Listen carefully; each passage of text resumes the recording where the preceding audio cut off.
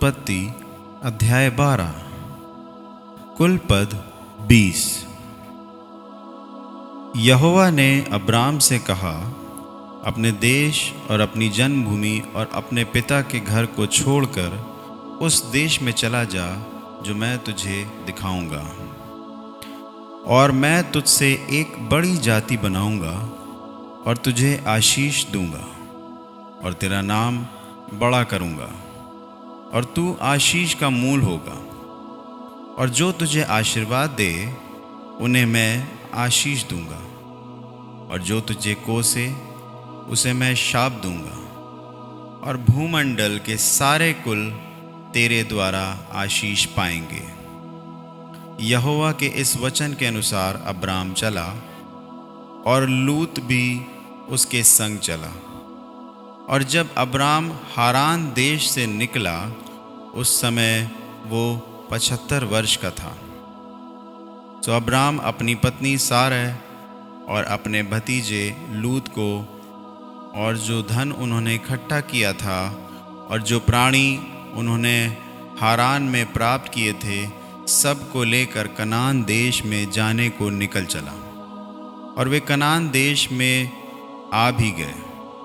उस देश के बीच से जाते हुए अब्राम शकेम में, जहाँ मोरे का बांज वृक्ष है, पहुँचा।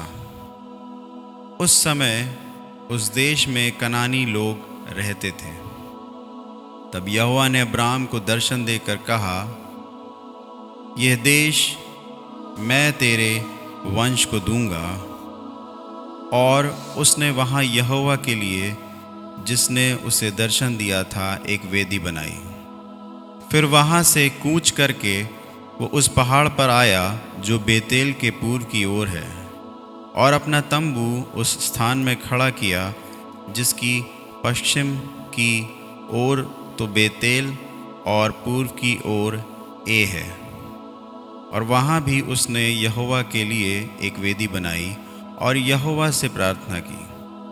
और अब्राम कूच करके दक्षिण देश की ओर चला गया।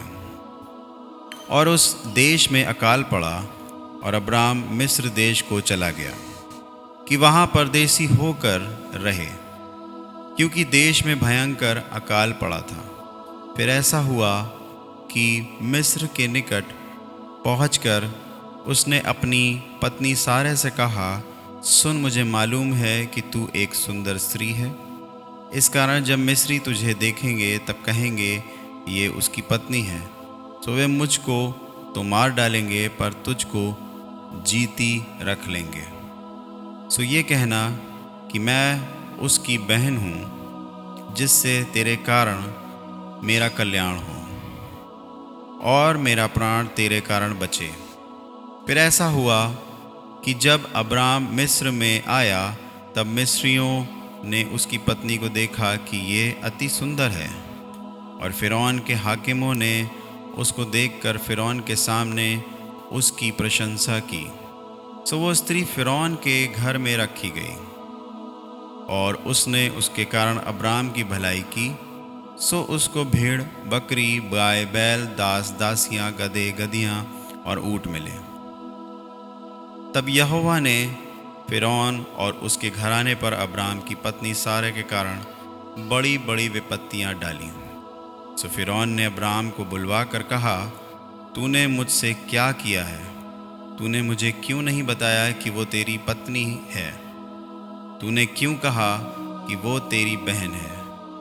मैंने उसे अपनी ही पत्नी बनाने के लिए लिया, परंतु अब अपनी पत्नी को लेकर यहाँ से चला जा।